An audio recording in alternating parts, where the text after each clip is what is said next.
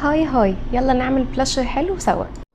اول حاجة ما تنسيش تخبطيها، وبعد كده سيبي مسافة صباعين وادمجي بالشكل ده.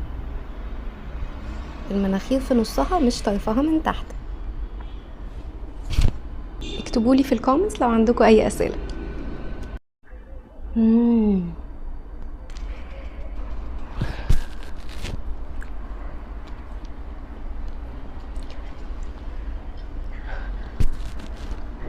تحفة تحفة، زي ما سالي قالت بالظبط. لا لا لا لا مش باين من هنا. اهو اهو يا سالي، ايه رأيك؟ مش كده صح؟